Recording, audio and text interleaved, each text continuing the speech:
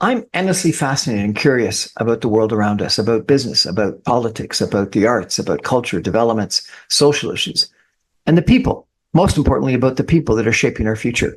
Every night, I get the opportunity to have conversations, to dive into conversations with thought leaders, with change makers, entrepreneurs, politicians, and everyday heroes who unpack the ideas and stories that I think matter to all of us. What's the future of our economy? What's the future of our country? How do we build stronger communities? What can we learn from music, theater, sports, politics, the arts? How does policy shape our real lives? What does leadership look like, real leadership in today's environment? If it's interesting and relevant and topical and we're talking about it, you'll hear about it here at 6 o'clock on the Brian Crombie Radio Hour. I want to have real conversations, in-depth conversations. These are ideas we're sharing. This is the Brian Crombie Radio Hour. Thanks for joining me.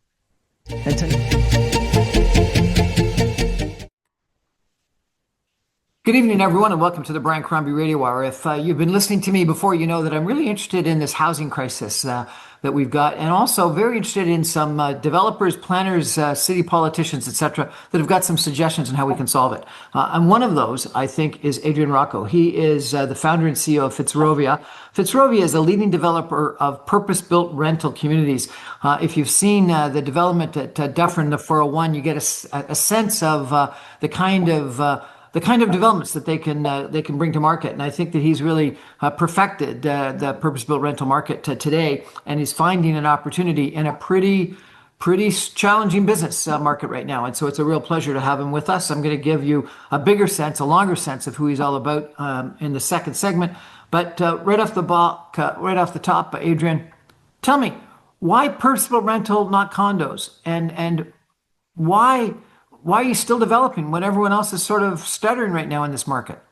Yeah, good. Both are great questions. Thanks for having me on the show, Brian.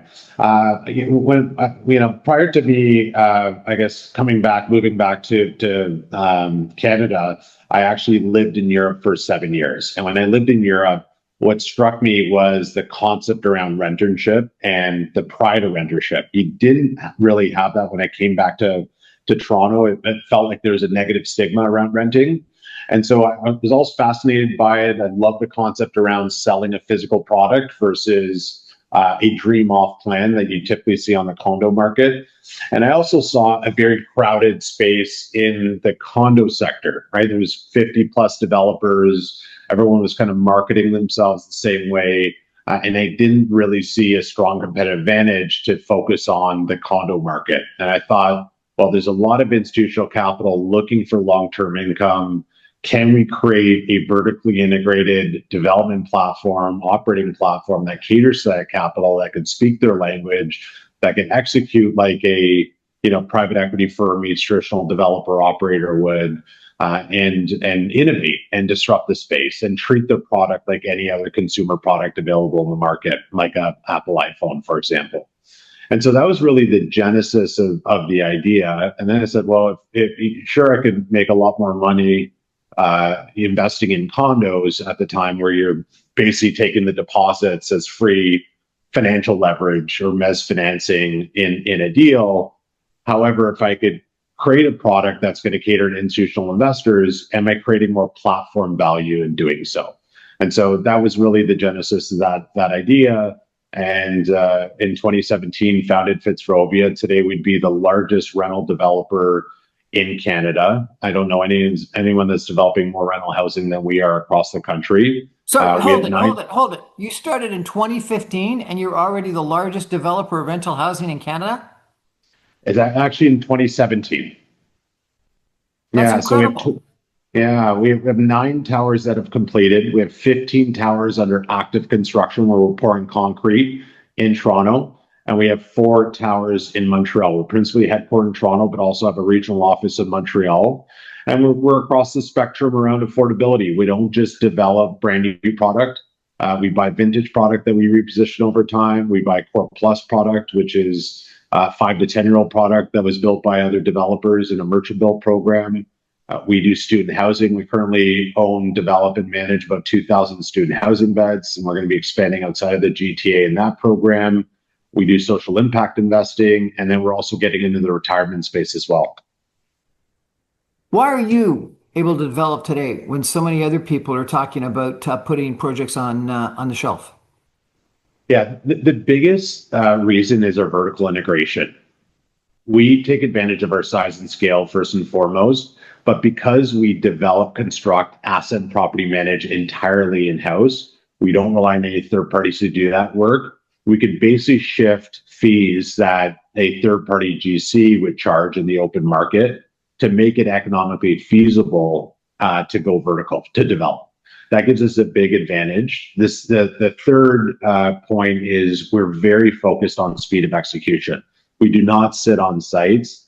Our ability to buy a site, get it through design development, pull our permits, get to the bottom of the hole and put up a crane, we average typically about 11 months per deal.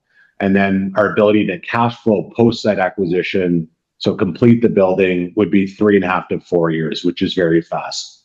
That creates a big advantage in terms of investing, in terms of our ability to operate and attract institutional capital. And that's primarily the biggest reason. Have we slowed down on a relative basis from a couple of years ago? We absolutely have, but we are still actively developing in the downtown core and proud to do so. How can you get from acquisition to construction 11 months? A lot of people talk about how the whole building approval process takes longer than actually building. You're saying it's taking you, what, 2.5, 3 years to build? That would mean that most people are taking 4 to 5 years to get the approvals done. How are you doing in 11 months? The biggest thing is being super organized, taking advantage of our vertical integration, back to that comment. So our ability during due diligence, when we're looking at a site to acquire, we're laying out our floor plans, we're laying out our suites, we're laying out our mechanical systems, we're laying out our structure. In some cases, we are tendering demolition, for example, when we're actually in a conditional period, when we're under contract but have not closed on the property. And so because we do one thing and only one thing, which is purpose-built rental, we know the product really well. We know the product cold. We have our design standards. We have our development and operating playbook.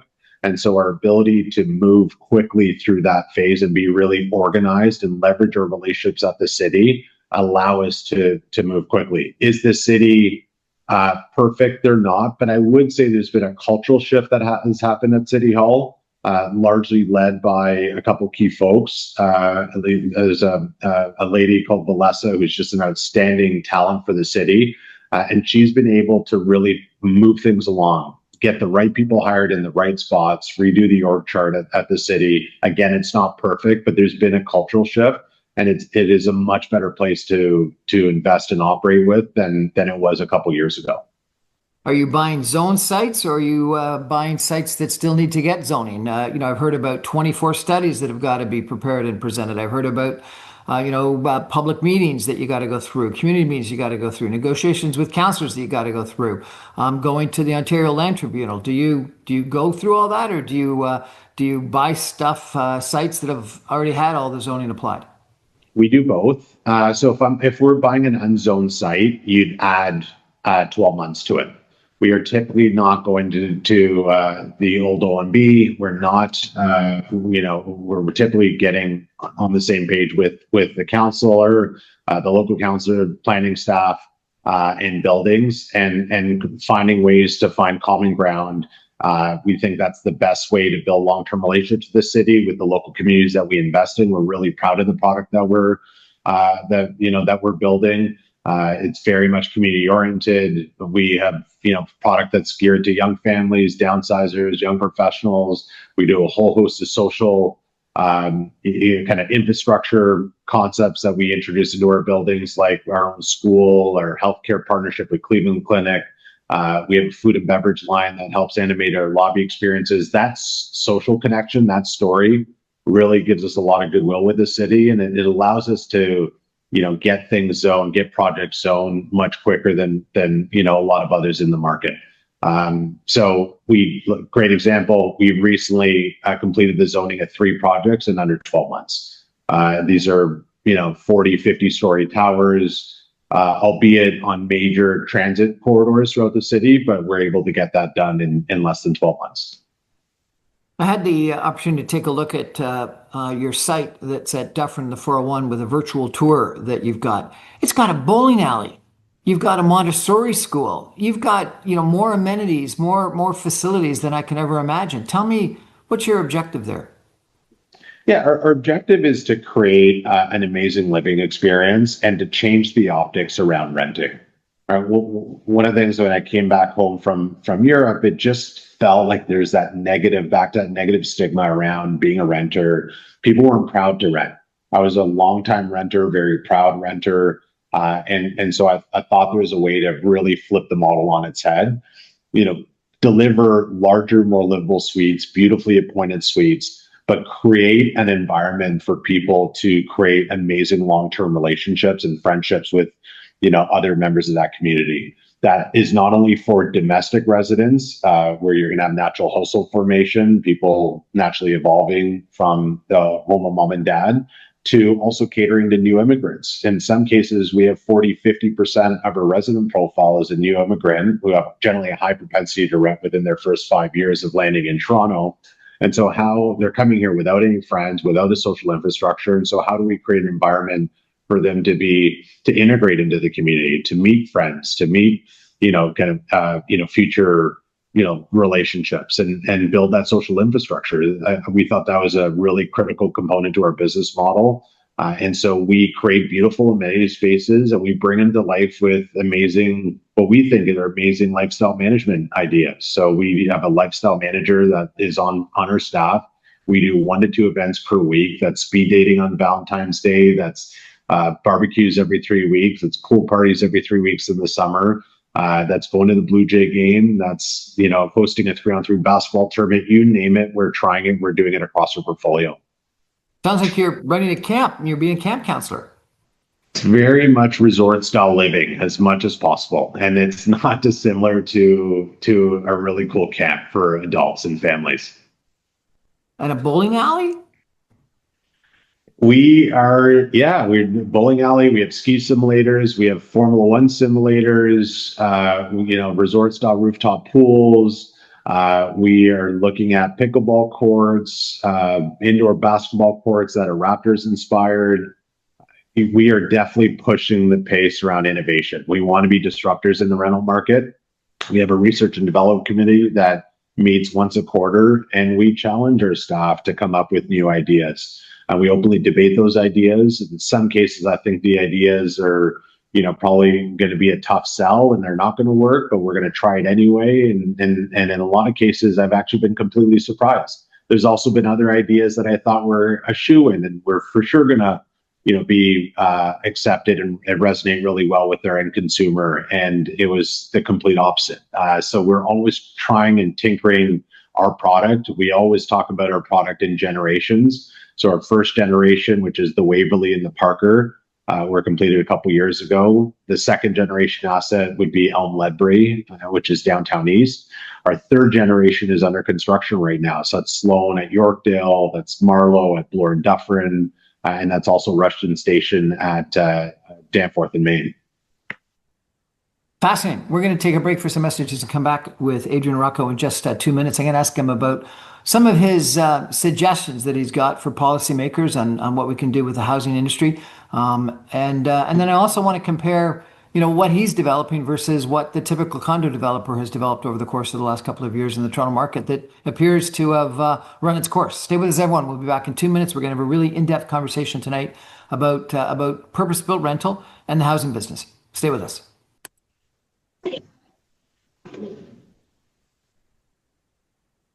Welcome back, everyone, to the Brian Crombie Radio Hour. I've got Adrian Rocca with me tonight. He is the founder and CEO of Fitzrovia. It's a Canadian purpose-built rental company. And I really wanted to hear him out because on LinkedIn he's been very vocal, and also in articles and elsewhere in the industry, talking about how we can change the purpose-built rental market, how we can change development, how we can change public policy to ensure that we don't have a complete, stoppage crisis within the housing business in the Greater Toronto Area. As you know, CMHC is saying that we need 3.5 million more homes in the Greater Toronto Area if we're going to get to any level of affordability.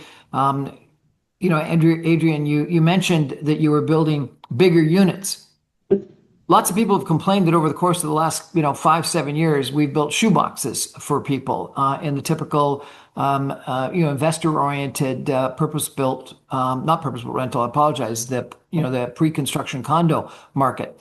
How are yours different? Are they shoeboxes or are they bigger than shoeboxes? I would say they're about 20% larger what has been typically built in the condo market. So just to kind of show some rough area differences, you got one bed's around 460 to 500 square feet in the condo market, and we are around 570 to 600 square feet. Two beds would compare to 650 to 700 square feet in the condo market. We're about 800 to 820. We've gone as high as almost 900 square feet, and three beds, which are really non-existent in the condo market, we're about 1,100 to 1,200 square feet. So horizontal living, that's very, very spacious. And lots of people, lots of city councilors are talking about how we need more three-bedroom. Are you actually building three-bedroom suites? We have made actually a very deliberate call around young families and downsizers. So a number of our second, third, and fourth generation assets, which are currently getting designed right now, about 55 to 60% are 2 and 3 bedroom units. And I would say that the 3-bed component, on average, about 25% of those buildings will have 3 beds. So we've made a very, very big call. Lots of condo builders are switching to purpose-built rental, but they're not adjusting their suite sizes, their layouts, their buildings that much. Is that a mistake or is that a smart move? We think it's a mistake not to.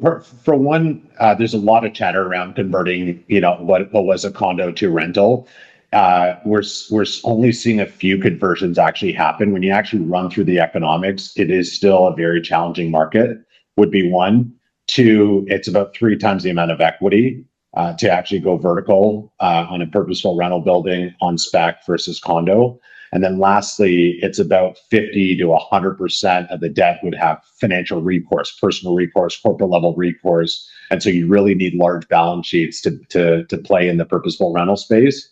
And so we are hearing a lot of chatter, but not seeing a lot of conversions happen. Back to your question, Brian, I do think it would be a mistake to take the condo playbook and apply it to purposeful rental. It is vastly different product, everything from building specs, how you bring the building to life, how you actually operate the building, all the back of house space, all that stuff. The building systems have to be of a certain level of quality. Otherwise, you're going to be dealing with the contingent liability. So we think that condo playbook needs to be amended and adjusted if you're going to be doing purposeful rental. So we had this huge, wave of pre-construction condos being built over the course of the last 5 to 7 years, still being built today because towers are in the sky. And yet we've got, huge amount of assignment sales. We've got developers that can't finish their buildings because so many people are defaulting on the purchases. We've got inventory loans that banks are providing to allow developers to carry the last 20, 30% of their units. What went wrong?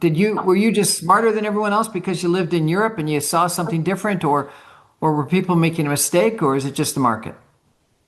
I just felt like there is a period of time where the rationale was that trees are going to grow to the sky. And I was always a bear around the for sale housing market and some of the momentum that was behind it. Like I was wrong for a decade. But we also saw, declining interest rates, which were really, creating fuel to what was the inferno that was happening in the condo market. Eventually I'm a big reversion to the mean type investor. And so I, felt like at some point interest rates will start to climb. I did not think they would climb as fast and as sudden as they did, which basically neutered the market. So, we always want, I'm always looking at what's my angle, how we're going to compete in anything I'm doing. And so I saw a lot of people focusing their effort in the condo market. No one was really doing rental in a meaningful way. There were a couple folks doing it, but not in a meaningful way. And I thought if we could actually flip that product on its head, have it visually look different, borrow a lot of principles that work really well in other parts of the world, whether it's through Europe or down to the US, I think it would really resonate with the end consumer up in Canada. And so far, that's been the case. We're really proud of our product. We're really proud of the team that constructs our product. There's a strong sense of purpose here at Fitzrovia, and we're keen to continue to see our product evolve and change the optics around what it means to rent. You mentioned a few times institutional capital. Why are you able to attract institutional capital in the condo market and/or other purposeful rental companies or not? The biggest thing is around speaking their language, right? There's a level of reporting, transparency, sophistication. I don't mean to say like condo developers are not sophisticated. I'd say quite the opposite. But in dealing with that relationship with a pension plan or an institutional capital partner, they want to be involved in major decisions. They want to be involved in a design development decision. They want to understand the rationale as to why that makes sense. Is it accretive to the return? Why do you go through door A versus door B? Being patient through that process, disclosing every penny that's being spent on the project is not something that a lot of condo developers have had to do in the past. Just given it's private capital that's typically backing those projects, and they're just a little bit less focused on financial reporting and disclosure. And so that's always been, my experience, my work experience. I was in the private equity space, and previous I was an investment banker at Credit Suisse for 4 years.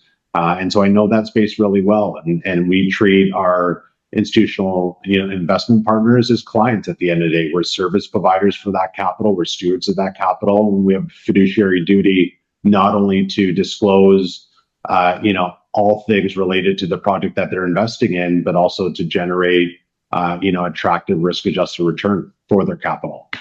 If you go on Instagram or social media, you'll see some of your competitors raising money on social media, trying to attract people to webinars and things like that. Is that a successful model? Is that a different model? How would you describe that versus what you're doing? It's a different model. I would just be wary around the risk-adjusted return on a lot of that product. And what do I mean by that is typically it's pref equity or you're capping your upside typically. I'm not saying all is the case. And so you are taking full equity risk in what is a very risky proposition, which is development, not knowing who the development partner is and ultimately who the operating partner is, which can vary performance. But then you're also limiting your upside potentially, again, depending on the structure, and more providing a bit of a stereotype for some of the advertisements that I see, and giving up the upside but taking all the risk. So I don't love those concepts. It is giving smaller investors access to what we believe is a desirable asset class, but there's a whole host of variables that tie into whether that project's going to be successful or not. And we think it starts with the right structure that gives you full upside for the risk that you're taking. So your long-term equity investors, the pension funds, are they limited in their equity upside, or they got full equity upside? No, we're pari passu, shoulder to shoulder partners with them, and they're true partners. And so we will do well if they do well, and vice versa. We think alignment of interest is incredibly important. So, the word is that there's, more deliveries of condominiums last year and this year than ever in history. The question is, are they going to close, and are they going to be occupied? But yet the forward book is very slim. Some people have told me that 80 of 82 projects that were going to launch in the last 18 months or something like that have been put on hold. And so we're going to have a real dearth of new projects brought to the marketplace, at least in the condo business. What's your sense? What's going to happen the next couple of years in the housing business in Canada and Toronto? Yeah, so we're definitely seeing downward pressure on lease velocity and rental rates right now. So if I were to take the city of Toronto and look at forecasted pipeline, the next 12 months, we have 27,000 units that are going to be delivering. If you look at our historical run rate, that's about 17 to 19,000 units. So significantly higher than our historical run rate, which is creating downward pressure. We're also seeing some pressure around new immigrants. We've had 2 very large 1 million new immigrant years over the last 2 years, half of which were non-permanent residents. The biggest debate right now is what's going to happen to the non-perm. We would say most of them will stay in Canada versus leave the country, but that's a big question mark and a bit of an overhang around risk. But then if you fast forward beyond the 27,000 units that deliver in the next 12 months, that drops to 17,000 units the next 12 months. That then drops to 7,000 units in year 3. And in year 4, it's 3,500 units. I've never seen supply at 7 and 3,500 units in 12 years of being back in Canada. And so we think you're in the perfect storm in years 3 and 4. That's not going to structurally change at all, right? So if you're fast, like we said, really fast as a developer, you're going to be able to complete a project, start and complete a project in 4 years. Well, now we're talking about year 5 supply. And so years 3 and 4 is going to create a significant tailwind around rent growth, which is not a good thing for the end consumer. However, how hard a rent's going to get hit in the next 12 to 24 months is creating a lot of noise, and is also causing a lot of capital and developer operators to be on the sidelines today. So we're as everyone is racking our brain around what do we think the rent growth assumption is going to be over the next 3 to 4 years in order to justify all the risk and capital to go vertical on a project. That's the big debate today. And so we're a little more bullish on what's going to happen years 3 and 4. And we are starting to see rents stabilize in our existing portfolio, but the rest of the market continues to see rents get eroded, right? And so that's keeping a lot of capital on the sidelines. You're going to have a massive oversupply last year, this year, next year, and then massive undersupply in the later years. So we've got bust and boom. We see bust and boom for sure. The issues around, can you, in your boom time, in your recovery time, are you going to be able to make up for some of the, more than make up for the downward pressure that we're seeing in rents over the next 12 to 24 months, right? That's the biggest call right now. And we're seeing net effective rents down 20 to 22%. If you take concessions in play, if you look at face rates, rents are down 10 to 12%. So that is a big needle mover right now. And until the market sees that stabilize, we're starting to see it stabilize a little bit again on our existing portfolio. But until the market sees it broadly stabilize, it's hard to underwrite a rent growth number that's going to make sense to go vertical, to develop, to invest capital in the sector. The other thing that people are not talking about is the demand side, right? So people are focused on overall immigration numbers retracting. You still see federal numbers at 390 to 420,000 people a year, right? You compare that to pre-COVID numbers, so eliminate the COVID noise, but certainly the 2 million immigration years, you had a run rate of 300,000 people. So we're up 35% on new immigration going forward if the feds do what they say they're going to do and hit those target numbers, which we believe is going to happen. And then the other thing that we're also seeing play out, which is even more impactful than the immigration story, is around household formation. And it's specifically organic household formation, and then also the drop in home ownership rates. So if you would have seen the Ontario numbers from 3 years ago, we were about 71.5% home ownership rates. Today, that's 69%. We think that's going to trend down to 65%. So we think the demand side is going to increasingly get stronger as supply is dropping off. And so we have been advocating all 3 levels of government to create the right incentives in place to get as much new supply commenced in the next 12 to 24 months, because every day that goes by right now, this undersupply issue is going to compound and turn into not only a crisis, but we think a catastrophe. A catastrophe. Well, maybe that's a good place to stop, take a break, and then when we come back, I'm going to ask you what we can do about this catastrophe. Lots of people have come up with some suggestions. Maybe I'll challenge you about some of them and see what you got to say, see what your prediction is for the market. Stay with us, everyone. Back in 2 minutes with the CEO, founder of Fitzrovia, the largest purpose-built rental company in the marketplace today. Stay with us, everyone. Back in 2. Too technical, Brian, or should I pair up?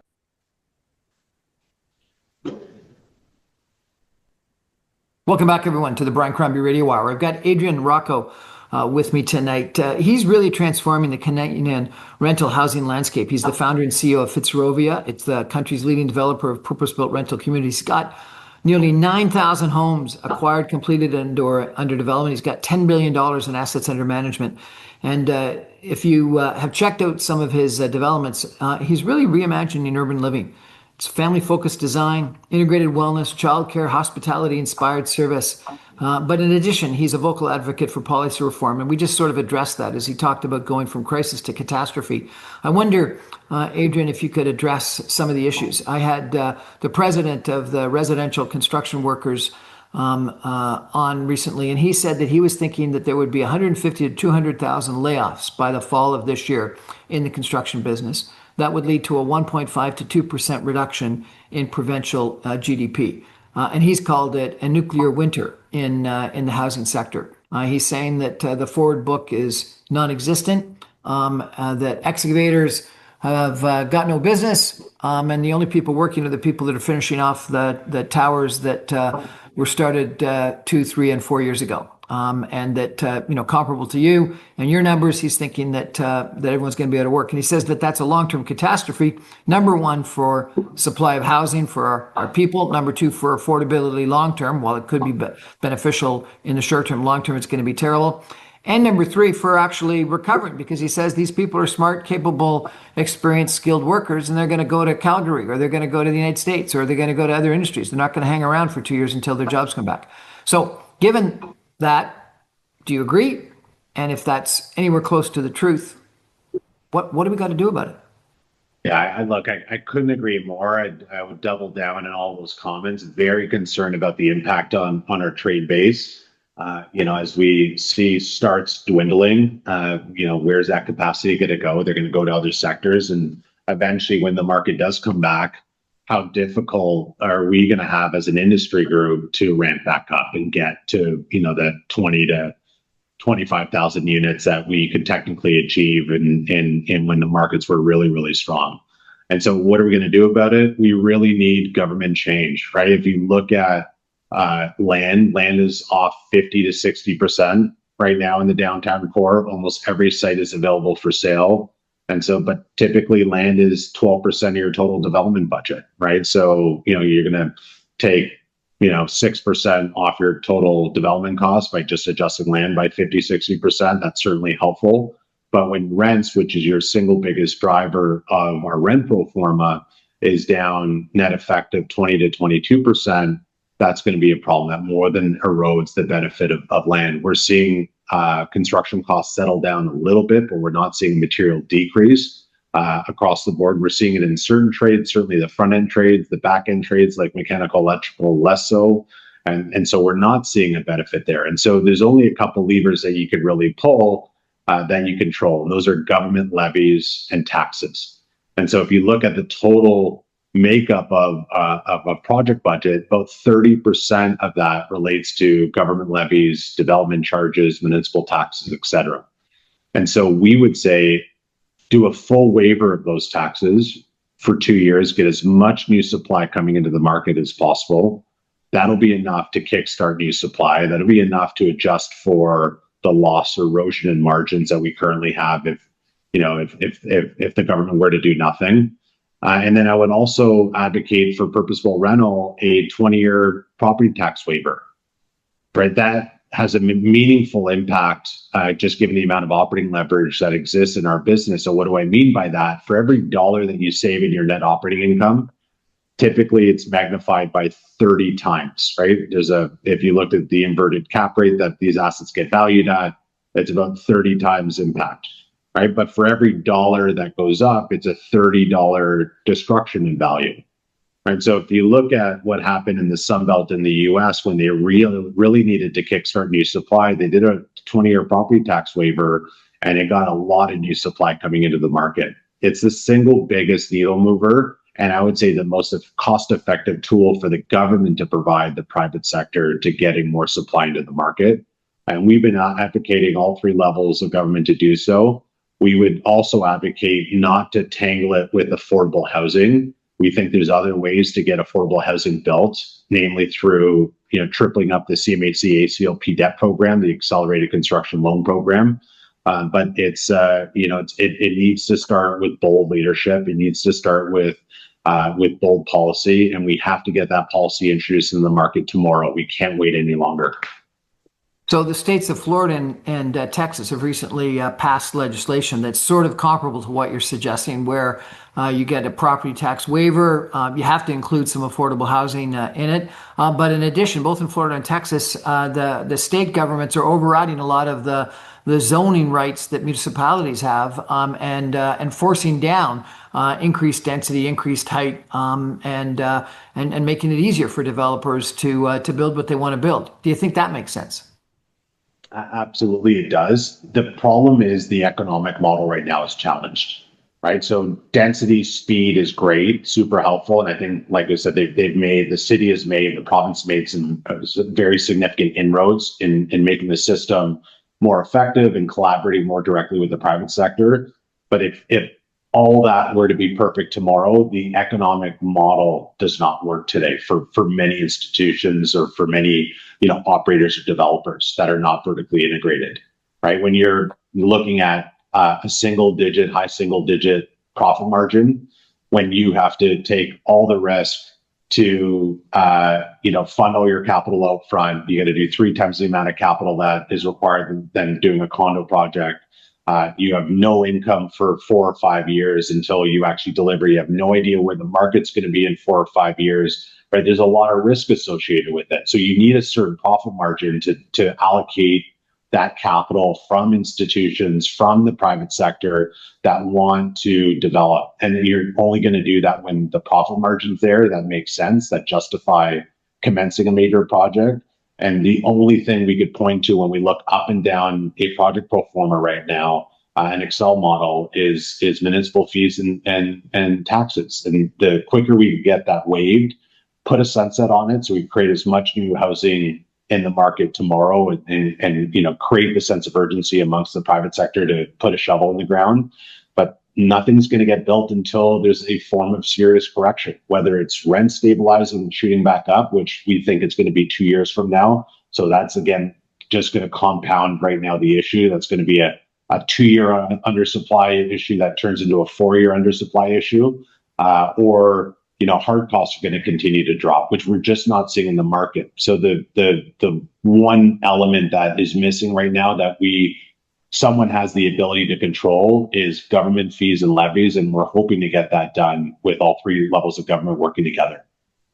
So the criticism of that I've heard is number one, that some politicians say it's rich developers that are paying development fees, and rich developers can afford to pay those development fees. And number two, we need those development fees to pay for infrastructure. We've got a massive amount of infrastructure we got to build. Growth's got to pay for growth. And so if you're not getting development fees, who's going to pay for pipes and sewers and water and libraries and police stations and fire halls and things like that? How would you reply to those 2 criticisms? Yeah, I'd say that to the first, the reality is nothing is being built. Depending on what data that you look at, 70 to 80% we're seeing as a drop in new supply from 2.5 years ago. Right. So developers, however you want to characterize them, are not getting wealthy, are not putting capital up, are not going forward with projects. So if the pro forma and the model worked and it made business sense, you would see a lot more supply. The reality is you're not seeing that. So I think it's misguided to say that developers could afford to pay those taxes and municipal fees and development charges. They simply cannot afford to do them. And I think it's important to see the cues of what's happening in the market and what's happening in front of us. Okay, and who pays for growth? Look, I would say 0 of 0 is 0, Brian, right? So I'd say you're not going to receive any development charges. You're not going to receive any parkland or community benefit charges and unless new development's happening, right? So we think some of the infrastructure should be funded through an infrastructure bond program, which is a very effective tool in the US that has worked really well. It brings cheaper forms, lower cost forms of capital to the table. We're advocating, the provincial and federal government to do that. We think there's traction, but it's going to take time to issue those bonds. So I think there's other ways to fund the upfront infrastructure for some of that growth, but we also think the federal government should be subsidizing and helping out just for a period of time, just to get some more supply coming in the market. So you've addressed development fees. What about GST, HST? What should happen with that? Well, we have a full waiver for HST right now in purposeful rental, right? So, that's already happened, but it's not enough to get projects. Should it be extended to condos? Look, I think it should be extended to condos, albeit it's not my business, but I think any form of supply right now is really helpful. I think the fact that we're not building any, housing of significant scale right now is bad ultimately for the end consumer, it's bad for society, it's bad for our city. And I'm a big supporter and advocate to, change the funding model for all developers to get all forms of housing built. I'm intrigued by your comment about vertical integration. I want to ask you about that if I could. Some people would think that you go out and hire a general contractor or a construction manager. There are expert firms that have been in that business for a long period of time. So do you really advocate setting up your own department that is going to do the construction itself? Isn't that kind of risky? If you have the size and scale, I would advocate for it. And it's not because it's a great business to be in, Brian. But what it allows us to do is be a better designer, a better developer. It allows us a lot more control in terms of the end quality product that we're delivering. And it also helps with their speed of execution, right? So we, create an alignment of interest with our site staff, with our construction folks. They will get bonus provisions and owner-driven economics in that project. And we think that provides the best incentives and best alignment of interest to creating the best product possible that we can do in the market. And so we're big believers in it. If we didn't have our size and scale, we could not afford to be fully vertically integrated. We cannot afford to self-perform construction. But given the fact that, we have 15 towers under active construction right now, we're able to build out our own construction workforce. We're going to take a final break and come back with some concluding comments in just 2 minutes. Stay with us, everyone. This is a fascinating conversation about Fitzrovia and about the housing business and some suggestions on what we can do to kickstart it. Stay with us, everyone. Back in 2. So remind me what the questions are.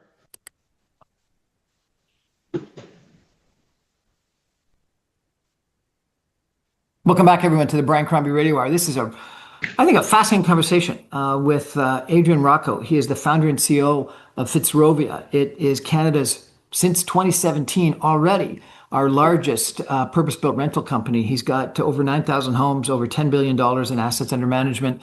And he's given us, a really good prescription for what he thinks is the success in purpose-built rental and what he thinks the government's got to do.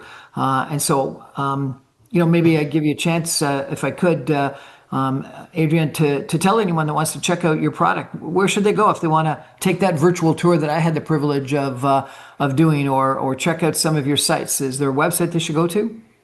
Yeah, so we're on Fitzrovia.ca. That's